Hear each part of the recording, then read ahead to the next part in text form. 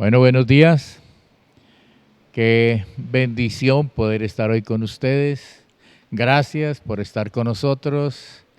Gracias por utilizar estos medios para podernos conectar. Es una bendición de Dios poder escuchar la palabra de Dios. Quiero que oremos un momentico para que tengamos entendimiento de lo que vamos a oír, de lo que vamos a creer, de lo que vamos a desechar. Padre, te damos gracias en esta mañana por tu misericordia. Gracias porque nos has dejado tu palabra y creemos que tu palabra es la verdad, Señor. Que si nosotros leemos tu palabra y la creemos y la ponemos por obra, ella resuelve cualquier circunstancia de nuestra vida.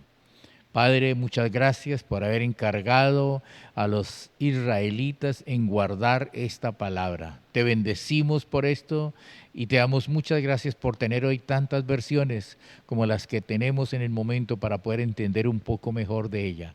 Padre, queremos ser esos corazones buenos que retienen la palabra, que la entienden y que dan fruto al 100 por 1.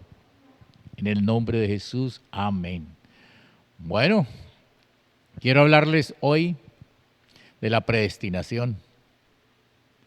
Es un término que tiene mucha polémica, pero quiero hablarles de lo que la Biblia dice de la predestinación. Hay muchos conceptos que somos predestinados, algunos para ser condenados, que no tenemos opción porque Dios ya había determinado que fueran condenados, como que también hay otros que han sido predestinados para ser salvos. Vamos a aclarar por la palabra de Dios estos conceptos. Algunas personas creen solamente lo que están sintiendo y eso es un poco dañoso. Le abre puertas al enemigo. Si usted solamente cree lo que siente, usted le está abriendo puertas al diablo. La Biblia dice, tenga fe en Dios. En Marcos capítulo 11, versículo 23. Tenga fe en Dios. Y tener fe en Dios es creer su palabra. Usted no puede decir yo creo en Dios, yo tengo fe en Dios, cuando usted no sabe qué ha dicho Él. La palabra de Dios es la Biblia, es la palabra que Dios ha dado para los seres humanos.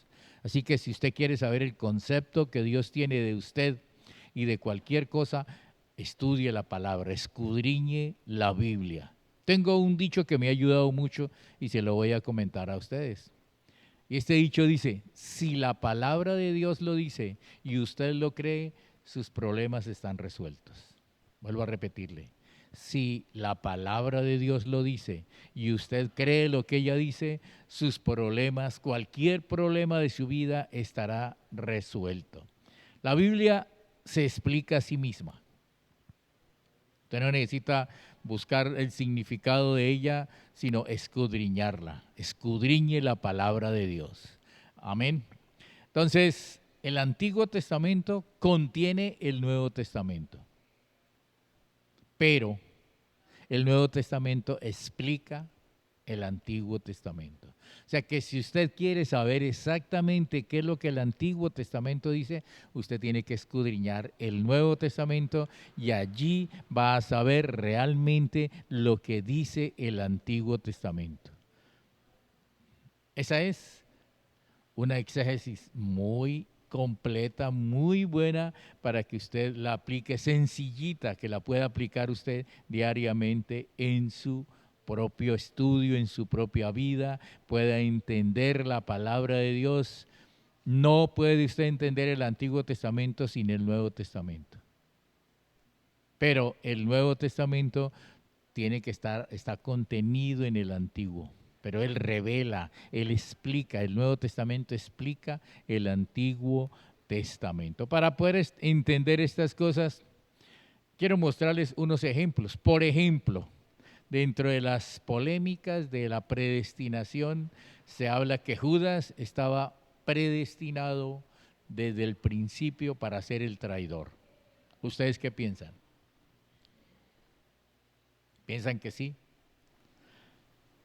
Pero voy a mostrarles por la escritura. Esto dice en San Juan, el libro de Juan, el Evangelio de Juan, el capítulo 1, el versículo 70. Miren las palabras de Jesús para que usted pueda despejar dudas. Dice, Jesús respondió, no os he escogido yo a ustedes para ser mis discípulos, pero uno de ustedes es diablo. ¿Sabe que eso desbarata cualquier idea de que Judas debía ser el traidor? ¿Sí o no? Cualquiera de los 12 podía ser el traidor. No estaba destinado Judas para hacerlo. ¿Por qué escogió Judas vender a su señor, a su maestro? ¿Por qué fue él el que escogió? Porque dice en el Evangelio de Mateo que usted no puede servir a dos señores, a dos amos. Usted no puede amar al dinero y amar a Dios. ¿Entiende esto? Si usted ama el dinero como le sucedió a Judas, pues usted no va a poder amar a Dios.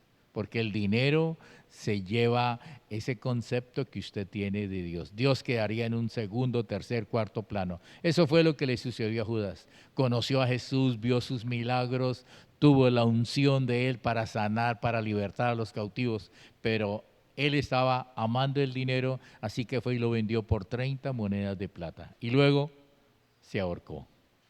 Entonces, no era el destinado, no era que hubiera una predestinación para que Judas fuera el traidor, sino que su corazón fue el que lo llevó a hacerlo. Hubiera podido ser cualquiera de ellos, pero él amó el dinero por encima de todo.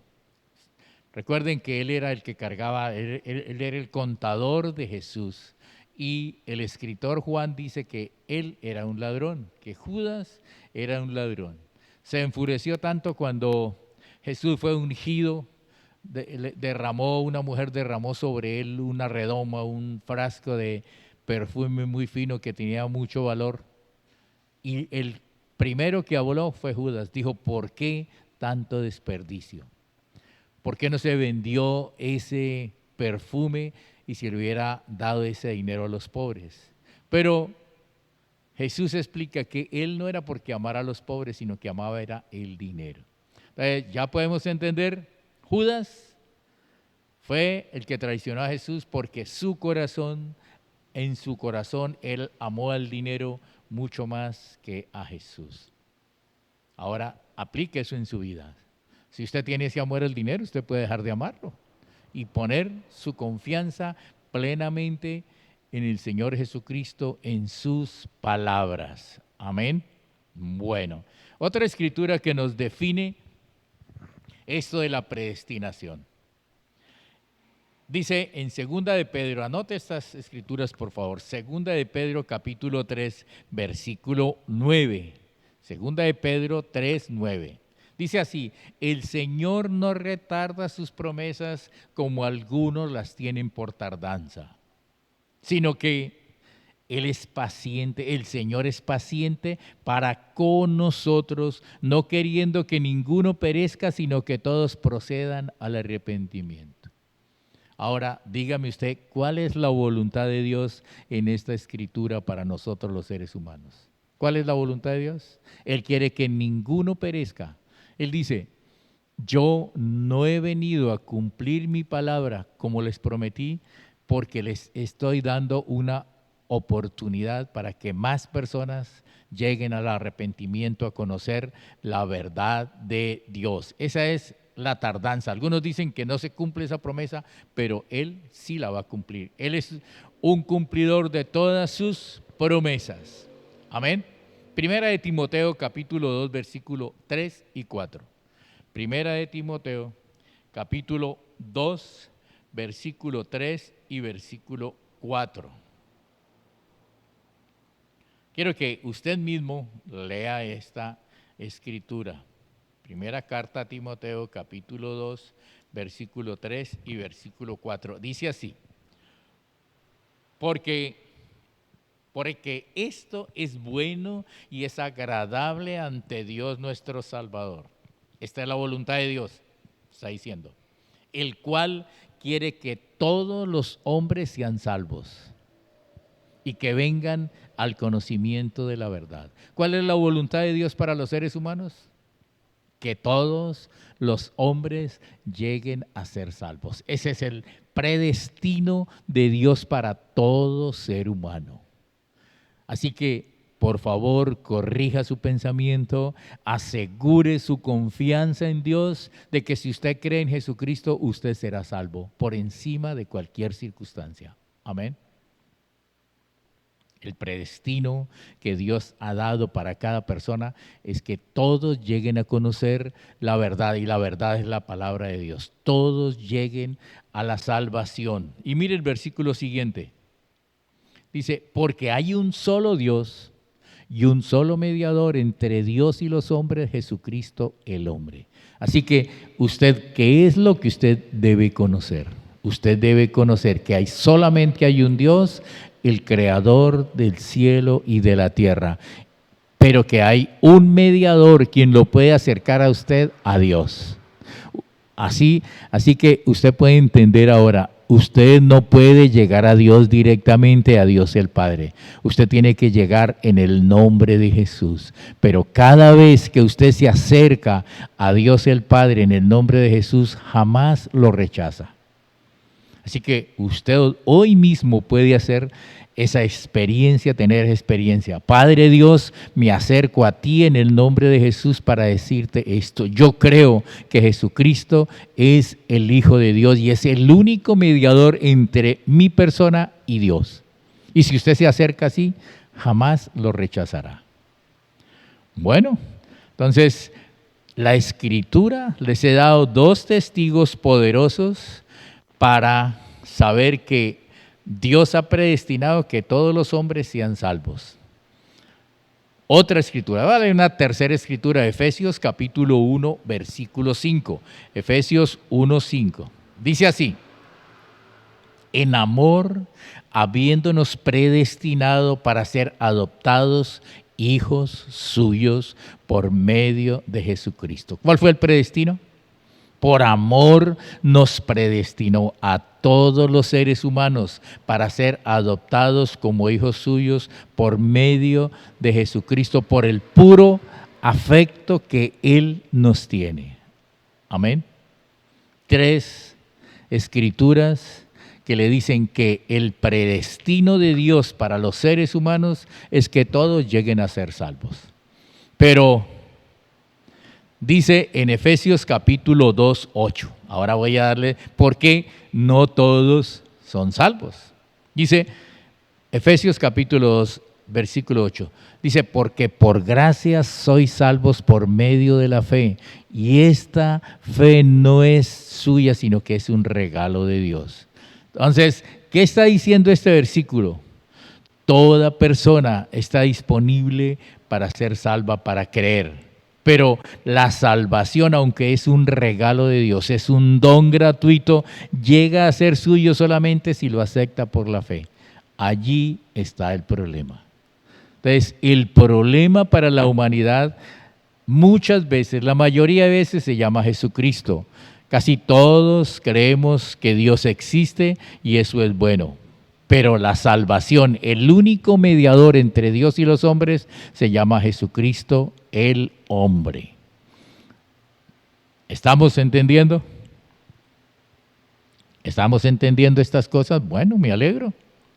Usted puede argumentar, entonces, Judas no fue alguien escogido o predestinado para ser el traidor de Jesús. No.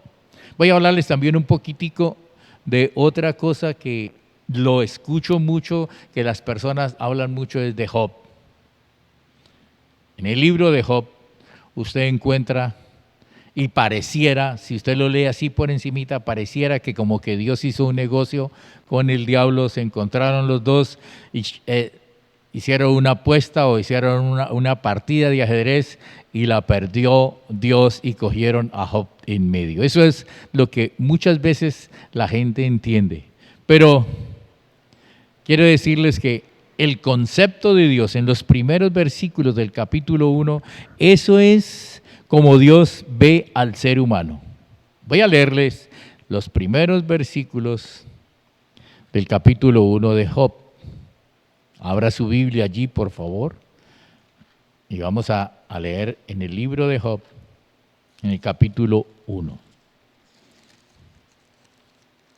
Y usted mismo tomará sus conclusiones. Dice, un día, el versículo 6, un día vinieron a presentarse los hijos de Dios, y entre los cuales vino también Satanás. Y dijo Jehová a Satanás, ¿de dónde vienes? Respondió Satanás a Jehová, dijo, de rodear la tierra y de andar por ella. El Señor le dijo, Jehová le dijo, ¿no has visto a mi siervo Job, que no hay otro como él en la tierra, varón perfecto, recto, temeroso de Dios y apartado del mal? Ese es el concepto que Dios tiene de las personas. Hoy también las tiene. Pero la Biblia dice que Satanás es el acusador de los hermanos día y noche. Y como es ahora, así fue en ese momento. Cuando el Señor le habla de esa manera, él tenía un gran concepto de Job, pero el diablo había descubierto que Job tenía temor y el temor trae orgullo. Así que si usted tiene temor, eso quiere decir que usted es orgulloso. Y si usted es orgulloso, no le permite creer la palabra de Dios. Entonces, cuando el diablo le dice al Señor que Job era temeroso, no lo dice la Biblia, pero él adquirió un permiso para poder destruir a Job. Y ese permiso tenía que ver con el temor. No fue una partida o no fue que Dios quiso, no. Porque Dios había dicho, si el hombre peca, muere. El temor es fe pervertida, es fe en las circunstancias. Así que si usted tiene temor, usted está creyendo que este virus que se está anunciando, que de pronto puede llegar a atormentarlo a usted y hasta matarlo. Y el temor trae castigo. Entonces, ¿qué tenía Job?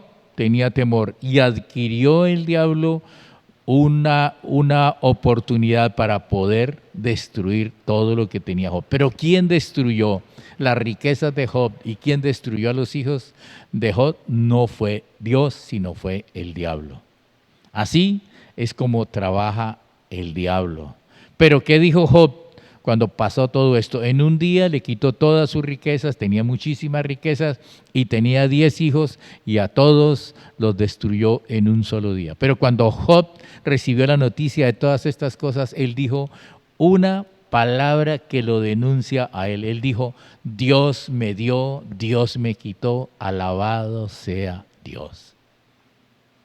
Si usted aplica esa palabra y no mira en el Nuevo Testamento qué es lo que pasa, entonces usted va a estar creyendo igualito que creyó Job y va a estar equivocado. Juan, mire, el Nuevo Testamento donde podemos nosotros corregir todas estas enseñanzas y mirar cómo es que funciona. Ahora, mire en el capítulo 10 de Juan, el versículo 10, lo que la Biblia dice. El ladrón, hablando de Satanás, dice el versículo 10, el ladrón no viene sino para hurtar, robar y destruir. Entonces, ¿a qué vino el diablo? A robar, matar y destruir. Pero mire las palabras de Jesús, mire la gran diferencia entre Dios y el diablo. Pero dice, Jesús dijo, yo vine para tenerles vida y vida muy abundante. O sea que dos cosas muy diferentes. Por esta escritura podemos entender que Dios no destruye, Dios no es destructor, Dios es un Dios bueno y Él vino a darnos vida y vida en abundancia. Pero Job tenía un buen corazón, pero tenía una mente equivocada en su doctrina. Y muchas personas hoy tienen ese mismo problema. Tienen un buen corazón para con Dios, pero su mente está equivocada respecto a las cosas con Dios. Entonces muchos todavía piensan que Dios le quita sus bienes, que Dios le quita sus hijos, que Dios lo enferma. Él no vino a hacer eso. Él vino a traer vida y vida muy abundante, pero el diablo vino a robar, matar y destruir. Les dije al principio que si usted no entiende el Antiguo Testamento por el Nuevo Testamento, usted va a tener unas doctrinas muy equivocadas. Así que ya podemos cambiar nuestra doctrina respecto de Dios y quién es el que mata y destruye. Quiero que mire en Job capítulo 3, Job capítulo 3, voy a leerles el versículo 25 y mire esta declaración de los labios mismos de Job. Dice, porque el temor que me espantaba me ha venido. Esta es una confesión de Job. Dice, porque el temor que me espantaba me ha venido y me ha acontecido lo que yo temía. Entonces, ¿cuál era el temor de Job? Sus riquezas, sus hijos. Que sus hijos estuvieran andando fuera de la voluntad de Dios. Y el temor trae castigo. En Primera de Juan, capítulo 4, versículo 18, dice que usted no debe temer, porque si usted teme, a usted le va a venir lo que usted teme, como le vino a Job. Vuelvo a leerle, versículo 25, porque el temor que me espantaba me ha venido y me ha sobrevenido lo que yo temí. No tengo paz ahora. Esas son las declaraciones de Job después de que recibió esa noticia. Entonces, ya sabe, hay un destructor, un ladrón y un matón que se llama Satanás. Pero hay uno que vino a dar vida y vida muy abundante, se llama Jesucristo. Usted elige con quién caminar, con quién vivir, a quién aceptar. Amén. Bueno, perfecto. Entonces, volvamos un poquito a lo de Judas. El corazón de Judas no fue un corazón bien con Dios. Por eso él escogió traicionar a su Señor. La Biblia habla, anote estas escrituras, no se las voy a leer, pero por favor anótelas allí para que usted mismo se dé cuenta de ellas. Estas las encuentra usted en el capítulo 13 de Mateo. Capítulo 13 de Mateo, el capítulo 4 de San Marcos y el capítulo 8 de Lucas. 3 evangelios hablan de la parábola del sembrador, la parábola del sembrador. Y allí lo que dice es que la palabra de Dios es la semilla que se siembra. Es cuando usted escucha este mensaje que está escuchando, es un mensaje, es la semilla de la palabra de Dios. Pero dice que el terreno es su corazón, mi hermano y oyente. El terreno es su corazón. Y él dijo que hay 4 clases de terreno, 4 clases de corazones. Todos reciben la misma palabra, escuchan la misma palabra, pero mire las reacciones de ellos. Dice, el primero dice así. Primero dice, porque parte de esta semilla, el sembrador cuenta una parábola. Dice, el sembrador salió a sembrar, llevaba su caneco con trigo aquí, que era la semilla que más se sembraba, trigo y cebada. Entonces dice, él comenzó a esparcir su semilla y una parte cayó junto al camino. ¿Cómo es el camino? Pues es duro, ahora es pavimentado. Y entonces dice, una parte, unas semillas cayeron junto al camino. Otras semillas cayeron en pedregales. Usted va a encontrar ahí en las citas que le encontré, está la parábola del sembrador y usted va a encontrar esto que le digo. Entonces, la primera semilla cayó junto al camino, la segunda cayó en pedregales, la tercera cayó entre espinos y la cuarta cayó en buena tierra. 4 tipos de personas o 4 tipos de corazones, clases de corazones que reciben la misma palabra incorruptible de Dios. Pero cuando se explica la parábola, dice, los de junto al camino son aquellos, escúcheme bien, aquellos que oyen la palabra y enseguida viene Satanás y quita la palabra porque no la entendieron. O sea, usted escuchó la palabra de Dios, pero luego viene el diablo y quita esa semilla de su corazón porque usted no la entendió, su corazón estaba muy duro, no dejó que la palabra pudiera germinar en él. Ese ya salió. Segundo, sobre piedras, sobre pedregales. Es aquel que oye la palabra y al momento la recibe con gozo. Ninguno de ustedes, gracias a Dios. Pero dice, Alguien que escucha la palabra y en el momentico se alegra mucho, la recibe con mucho gozo, pero luego que vienen los problemas, viene la persecución por causa de la palabra, huye, él se va y nunca más vuelve a buscar esa palabra incorruptible. Entonces dice, oye la palabra, al momento la recibe con gozo, pero no tiene raíz en sí, sino que es de corta duración, porque cuando vienen los problemas y las persecuciones por causa de la palabra, luego tropieza. Segunda palabra es pedregales, no hay donde poder enraizar la palabra, había un poquito de tierra, allí germinó la palabra, pero luego ya pereció. Tercero, es un buen terreno, pero cayó entre espinos, habían espinos allí. Y voy a mostrarles qué son los espinos. Entonces dice, la semilla que cayó entre espinos, o sea, la persona que recibe esta palabra, que es como un terreno bueno, pero lleno de malezas. Dice, los que oyen la palabra, pero los afanes de la vida, escúcheme bien, mi hermano, ¿qué es lo que a usted lo separa de que la palabra de Dios pueda dar fruto en su vida? Los afanes de la vida. Si usted es muy afanado por las cosas que pasan, por las circunstancias que están pasando, usted está ahogando la semilla de la palabra de Dios. El engaño de las riquezas, el deseo de enriquecerse pronto es otro de los problemas que ahogan la semilla. Y la tercera es los placeres de la vida. Tres cosas que pueden hacer que la semilla no produzca en su corazón. Primero es, ¿cuál?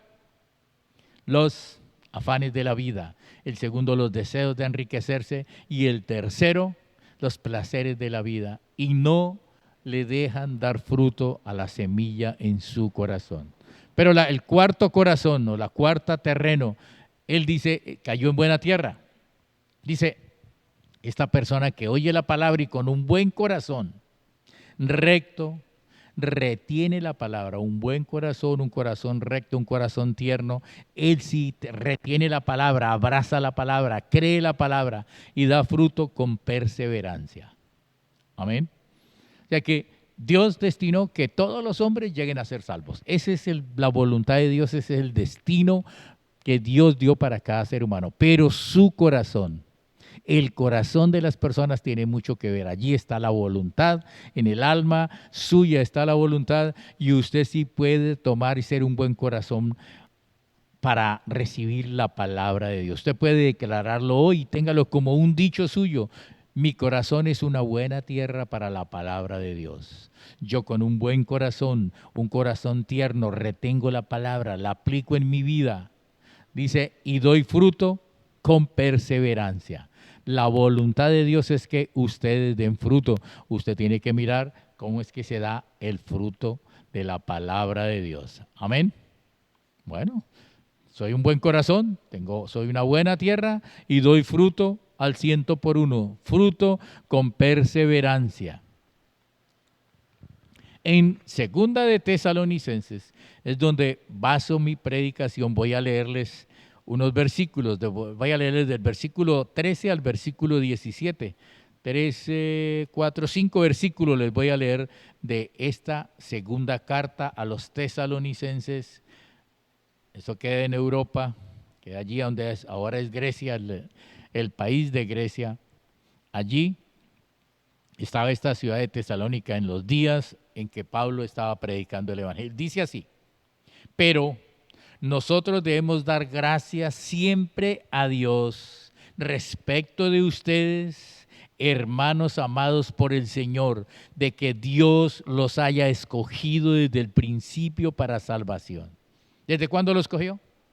Desde antes de fundar el mundo, desde el principio lo escogió a usted y usted debe ser una persona agradecida, grata con Dios, agradecidos. Nosotros también damos gracias a Dios por esto, pero usted también tiene que ser agradecido. Gracias, Señor, porque me escogiste para ser salvo. Soy salvo, Señor, soy salvo, estoy contigo, tengo a Jesús, creo en Jesús. Esas confesiones diariamente lo van a ayudar a usted a darle confianza.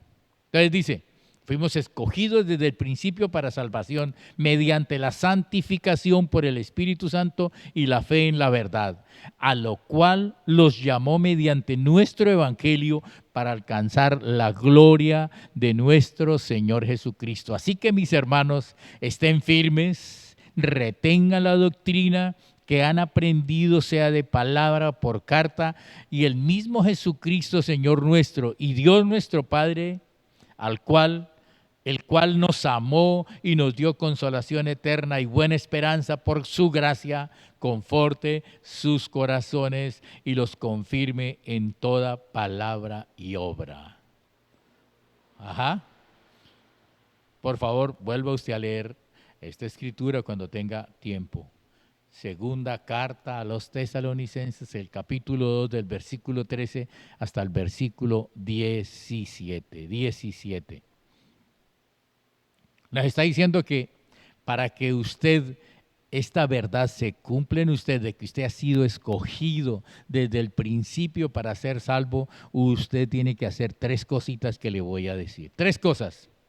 Anótelas por ahí en su cuaderno. La primera es que usted debe ser agradecido con Dios. Gratitud. La primera cosa que usted debe tener es gratitud. La segunda es santificación. Usted ha sido llamado a ser santo, a ser santificado por la palabra de Dios. Y la tercera es fe en la palabra de Dios. 3 cosas que lo van a mantener a ustedes en esa salvación segura. La primera, ¿cuál es? Gratitud. La segunda es santidad. Y la tercera, fe en la palabra de Dios. Hablemos un poquito de la primera. Gratitud. Gratitud. Dice, porque Dios nos escogió desde el principio para salvación. O sea que usted debe estar lleno de gozo, lleno de alegría. Cada que se despierta, usted puede decirle gracias a Dios porque soy escogido para salvación desde el principio. Tú me escogiste para ser salvo desde el principio. Una de las primeras recompensas que Dios nos va a dar por haber recibido esta salvación tan grande y caminar en ella, es que Dios ha prometido librarnos del juicio que vendrá sobre la tierra en poco tiempo. Dice que habrá un juicio sobre los incrédulos o sobre los injustos, pero Él no va a juzgar a los justos con los injustos. La gran diferencia entre una persona justa y una injusta se llama Jesucristo. Si usted cree que Jesucristo es el Hijo de Dios, usted es una persona justa. Eso dice la Biblia, mi hermano. Eso dice la Biblia. Anote esta escritura y usted mismo lo comprueba. Esa es 2 de Corintios, capítulo 5, versículo 21. Ese versículo dice así: aquel que no conoció pecado, hablando de Jesucristo, Dios por nosotros lo hizo pecado para que usted fuese hecho la justicia de Dios en él. Amén.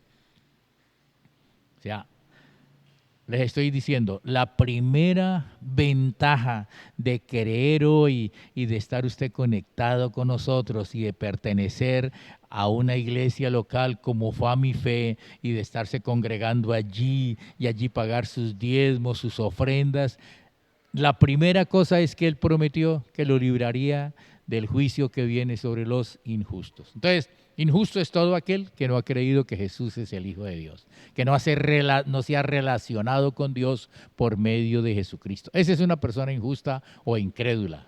Y un justo es aquel que ha creído que Jesucristo es el Hijo de Dios, que se congrega en una iglesia local, que está creciendo, que está firme en la palabra. Ese es un justo.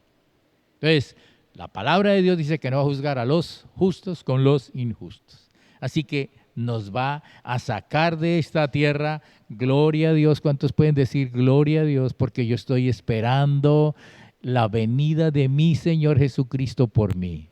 Es diferente a la segunda venida del Señor Jesús, pero ahora viene por su iglesia, viene por el cuerpo. La Biblia habla de que Jesús es la cabeza y que la iglesia es el cuerpo de Cristo. Cuerpo, la cabeza y el cuerpo somos nosotros. Así que somos uno con Jesús. Por eso somos los justos de Él. Todos los que creen que Jesucristo es el Hijo de Dios, usted entró a formar parte del cuerpo de Cristo y Jesús es la cabeza. Él en persona está hoy sentado a la derecha de Dios Padre, pero va a venir a recoger a su cuerpo la iglesia. Amén. Bueno, ya sabe, esto lo anima a usted, esto lo perfecciona a usted a caminar en la seguridad de la salvación. Entonces, escuche esta escritura.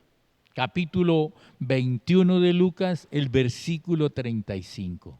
Dice así, capítulo 21 de Lucas, el versículo 35. Dice, porque como un lazo vendrá este juicio sobre todos los que habitan sobre la faz de la tierra. Y ese lazo quiere decir, como cuando un animal queda preso en una trampa. O sea que todo lo que usted está viendo en este momento, el globalismo, todas estas cosas que están sucediendo, va a ser una trampa terrible para la humanidad. Y cuando la gente se dé cuenta, es como cuando un animalito es cogido en una trampa, no se puede escapar de ella, no se puede escapar de ella. Gracias a Dios que Dios nos escogió desde antemano para la salvación y nos va a librar de este lazo terrible, de esta trampa en que va a caer toda la humanidad, porque como un lazo vendrá sobre todos los que habitan sobre la faz de la tierra. Eso es lo maravilloso de nuestro Dios, que no lo va a hacer usted partícipe de este juicio, sino que va a venir por nosotros. Si usted quiere saber más de esto, entre a nuestra línea de contacto con lo cual nos puede contactar Famife en YouTube y en otras instancias nos puede encontrar allí y encontrará muchas cosas de las que hemos hablado sobre esto. Hoy solamente le digo esto, la primera reacción para nosotros los que estamos confiando hoy en Cristo Jesús es que nos librará de esta ira que vendrá sobre la tierra. Hebreos capítulo 12, versículo 28. Le estoy diciendo, usted tiene que ser agradecido con Dios. Dice Hebreos 12, 28 dice, así que recibiendo nosotros un reino inconmovible, algo que no se puede ya destruir, no se va a mover. Dice, tengamos gratitud y mediante esta gratitud sirvamos. Servir también es adorar. O sea que usted puede decir, yo sirvo a Dios o yo adoro a Dios. Entonces sirvamos, adoremos a Dios, agradándole con temor y reverencia. Un temor reverente, un temor por hacer su voluntad, un temor por ser hacedores de la palabra, un temor a Dios, o sea, una gratitud porque Él lo libra del lazo tan terrible que vendrá sobre la tierra. Amén. Mire, esta escritura, esto sí debe ser un dicho suyo. Dice, esperando de los cielos a su Hijo. Esta la encuentra usted en Primera de Tesalonicenses capítulo 1, versículo 10. Dice, esperando de los cielos a su Hijo, al cual resucitó de la muerte, a Jesús, que nos librará de la ira venidera. Es una promesa maravillosa que Dios nos va a librar de la ira venidera por medio de su Hijo Jesucristo. ¿Cuál es la confesión? Estamos esperando de los cielos al Hijo de Dios, al cual Dios levantó de entre los muertos, a Jesús, que nos librará de la ira venidera. Primera de Tesalonicenses capítulo 1, versículo 10. Dios lo escogió a usted y a su familia para ser salvos. Yo soy salvo hace 28 años. 28 años hace que soy salvo. Soy la segunda generación. mis papás fueron salvos, están en el cielo hoy, yo soy la segunda generación, mis hijos son la tercera generación y todos le sirven a Dios y mis nietos son la cuarta generación y lo estamos preparando para esto, para que le sirvan a Dios, porque Dios tiene una promesa y si usted solamente es la primera persona que conoce a Dios de su familia, usted anote esta escritura y reclame esta promesa. Esto es Hechos capítulo 16, versículo 31. Hechos capítulo 16, versículo 31. Dice así, le preguntaron a Pablo, ¿qué debemos hacer para ser salvos? Y Pablo con Silas le dijo, cree en el Señor Jesucristo y será salvo usted y su familia. O sea que es una promesa que le da a usted seguridad de que si usted es capaz de ponerse de pie y decirle, Señor, yo creo tu palabra, esta palabra tuya resuelve mi problema. Mi problema es que mi familia no ha creído todavía el Evangelio, así que yo reclamo esta promesa sobre mi familia y usted va a tener a su familia salva. Amén. Bueno, qué bendición. Dice en Marcos capítulo 13, versículo 32. Dice, mira, vela y ora. Este es el tiempo maravilloso de estas tres cosas que usted debe hacer. Es más largo el versículo, pero me interesa esto. Dice, mirad, velad y orad. Mire las cosas que están sucediendo, mire lo que está pasando en este momento y vele y ore.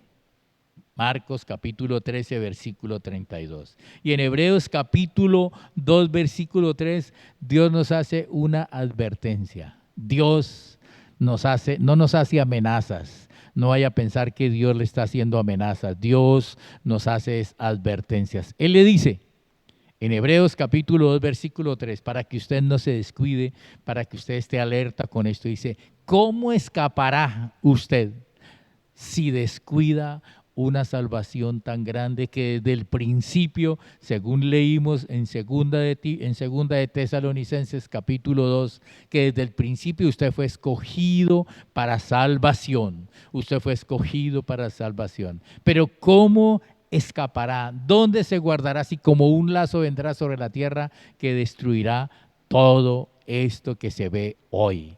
Amén. Dice, si usted descuida, si usted por cualquier otra circunstancia, motivo de esta tierra, por circunstancias, por problemas de la tierra, usted descuida esta salvación tan grande. Amén. Y la segunda cosa es santificación. Entonces, sea agradecido con Dios, esté atento a esto. Gracias Dios porque me libra de esta ira que vendrá tan tremendo. Yo estoy esperando a Jesús del cielo. Dígaselo y repítaselo cada vez. Padre Dios, yo estoy esperando a Jesús que viene del cielo. Tu Hijo a quien tú levantaste de los muertos, Jesús, el único que me puede librar de la ira venidera. Y dele gloria a Dios, dele la honra a Dios. La segunda cosa es que usted ha sido llamado a ser santo. Santificación, versículo 13. El versículo 13 de la escritura que leímos, volvámoslo a leer, mi hermano, por favor. Versículo 13 de segunda de Tesalonicenses. Dice así, versículo 13. Pero nosotros debemos dar gracias siempre a Dios respecto de ustedes, hermanos amados, por el Señor, de que Dios los haya escogido desde el principio para salvación mediante la santificación por el Espíritu Santo. Entonces, ya sabe quién lo ayuda a santificar. ¿Quién? El Espíritu Santo. El Espíritu Santo. Él nos ayuda en esta santificación tan maravillosa. Primera de Corintios, capítulo 2. Primera de Corintios, abra su Biblia, por favor, compruebe usted mismo lo que no esté de acuerdo con lo que le estoy diciendo, olvídelo, pero si está de acuerdo, reafírmelo en su vida, créalo y vívalo y resolverá sus temores, resolverá todos sus asuntos. Capítulo 1, versículo 2 dice así, a la iglesia de Dios que está en Corinto, a la iglesia de Dios de Yopal, a los santificados en Cristo Jesús. Ahora escúcheme bien esto, usted ha sido santificado en Cristo Jesús. Santificado es un proceso desde el momento que usted nació de nuevo hasta el momento que Jesús venga o que usted muera. ese proceso de santificación se está dando en su vida. Pero ahora le está diciendo, mire, a los hermanos de Yopal, a los santificados en Cristo Jesús, llamados a ser santos con todos los que en cualquier lugar del mundo invocan el nombre de nuestro Señor Jesucristo, Señor de ellos y nuestro. Así que usted fue llamado a santificación. Viva santo, viva santo, viva santo, como Él está diciéndolo aquí. Primera de Tesalonicenses 4:7. Voy a mostrarles otra escritura. Primera de Tesalonicenses, capítulo 4, versículo 7. ¿Alguien lo tiene ya? Dice así, pues no nos ha llamado Dios a inmundicia, sino a santificación. Encuentra las dos diferencias. Si usted se deja guiar por su carne lo guiará siempre a la inmundicia. Pero si usted se deja guiar por el Espíritu lo llevará a santificación. Es el Espíritu Santo el que nos ayuda a ser santos. Amén. Dios nos ha escogido para santificación a usted y a su familia. Ya lo dijimos, ya lo escuchamos, es una bendición para usted. Amén. Fuimos santificados en Cristo Jesús, llamados a ser santos, llamados a ser santos. Viva para Dios. Ser santo es vivir para Dios, es ser una persona piadosa, una conducta intachable. Eso es ser santo en esta tierra, una conducta intachable. Y en segunda de Pedro, capítulo 1, versículo 4, segunda de Pedro, voy a leerles, esto es maravilloso. Segunda de Pedro, capítulo 1, versículo 4 dice esto. Dice, porque por medio de las cuales Dios nos ha dado preciosas y grandísimas promesas para que por ellas llegamos a ser participantes de la naturaleza divina. Cuando usted nació de nuevo, usted recibió la naturaleza de Dios, la naturaleza divina, la naturaleza de Dios está en usted, pero usted ha huido de las cosas de este mundo que lo llevan a corromperse. Usted ha huido de la corrupción de este mundo por medio de los malos deseos. Huya. O sea, el consejo divino, el consejo de Dios, huya de la corrupción de este mundo para que usted se mantenga santo. Así que Dios le está dando todas las razones a usted para que pueda santificarse. No se deje manejar por las circunstancias, por los deseos que hay en su carne. Usted puede vivir por el Espíritu. Ahora le dice, por esto mismo, añada a su fe virtud. A la virtud, conocimiento. Entonces dice, añádale a su fe. El tercer punto que vamos a ver es fe. Fe en Dios. Añádale a su fe virtud, a la virtud conocimiento. ¿Al conocimiento de qué? De la palabra de Dios, no de los noticieros. Al conocimiento, dominio propio. Dominio propio es una de las verdades de la nueva creación. Y al dominio propio, paciencia, fruto de la nueva creación. A la paciencia, piedad, es devoción a Dios, es vivir para Dios, y a la piedad, afecto de hermanos. Usted tiene que estar metido en estas cosas tan maravillosas. Un afecto de hermanos, y al afecto de hermanos aplíquele amor. 7 cosas que usted necesita aplicarle a su vida para ser santo. Amén. Segunda de Pedro, capítulo 1. Versículo 4 hasta el versículo 6 les leí. Y la última, fe en la verdad. Fe en la verdad para ser salvos. Ya leímos ese versículo, no lo volvamos a leer. Pero fe en la verdad. ¿Cuál es la verdad? En Juan capítulo 17, versículo 17 dice que Padre, santifícalos en tu verdad, tu palabra es la verdad. O sea que la verdad de Dios es la palabra que Él ha hablado, la Biblia que usted tiene en sus manos. En el Salmo 138:2 dice, Dios ha engrandecido su nombre y su palabra por encima de todas las cosas. Dios ha enaltecido por encima, Dios puso por encima de todas las cosas de este mundo su nombre, el nombre de Jesús y su palabra. Su palabra está por encima de su nombre. Así que si usted tiene fe en la palabra de Dios, sus asuntos están resueltos. Amén. Ya les dije mi dicho, que es un dicho que le va a ayudar. Así que Primera de Tesalonicenses, capítulo 1, versículos 9 y 10, dice esto, se lo vuelvo a repetir, ya se lo leí. Es como una confesión que usted debería hacer cada día. Yo le sirvo a Dios, servir es adorarlo. Entonces yo le sirvo y adoro a Dios, al Dios vivo y verdadero, y espero de los cielos a su Hijo Jesucristo, al cual tú mismo resucitaste entre los muertos, a Jesús, quien me librará de la ira venidera. Amén. Bueno, mis hermanos, esto tenía para ustedes hoy. Pienso que haya quedado claro que usted está destinado para ser salvo. Su corazón tiene mucho que ver en esto, su alma, sus decisiones. Y a usted que ya es salvo, manténgase en estas tres cosas. Manténgase un corazón agradecido siempre a Dios. Manténgase santificado. Ya le expliqué cómo se mantiene usted por el Espíritu Santo santificado. Y manténgase fe en la verdad de la palabra de Dios, creyendo, aplicando en su vida la palabra de Dios. Ya supo usted también cómo usted puede relacionarse con Dios y el Padre por medio de su Hijo Jesucristo. Así que sean todos muy, muy bendecidos en el nombre de Jesús. Amén y amén. Bendiciones para todos.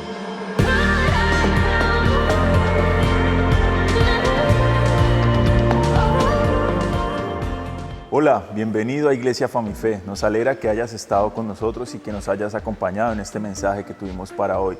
Queremos invitarte a que si esta es tu primera vez con nosotros, puedas hacer la oración de fe juntamente con nosotros y así poder pertenecer a partir de hoy a la familia de fe. Así que si tú nunca has recibido a Jesús como tu Señor y tu Salvador personal, hoy es el día especial para que tú lo puedas hacer. Y te voy a invitar a que me acompañes en esta corta oración. Son 10-12 segundos que va a transformar por siempre tu eternidad. La palabra de Dios dice que Él solamente pide de nosotros dos cosas: tu boca y tu corazón. Es decir, tú necesitas hablar la palabra y creer lo que tú estás hablando. Ya con eso tú eres una persona salva. Así que vamos a hacer una corta oración y te invito allí en el lugar donde tú estás a que me acompañes en esta oración. Entonces cierra tus ojos y vas a decir: Señor, te doy gracias por haber enviado a tu Hijo Jesús a morir por mí. Yo hoy lo confieso como mi Señor y mi Salvador personal. Y creo en mi corazón que tú lo levantaste entre los muertos. Yo te doy gracias porque a partir de hoy mi nombre está escrito en el libro de la vida. En el nombre de Jesús, amén. Bueno, bienvenido a la familia de Dios. A partir de hoy tú formas parte de esta gran familia que es la familia de Dios y de otra familia adicional que es la familia Famife. Y si quieres estar más al tanto de todo el contenido que tenemos programado para ti, no te olvides de seguirnos en nuestras redes sociales, en Facebook e Instagram como @Famife y en nuestro canal de YouTube como Famife. Allí puedes encontrar más de 100 enseñanzas que van a edificar tu fe, que van a edificar tu vida. Así que nos vemos en una próxima ocasión. Chao.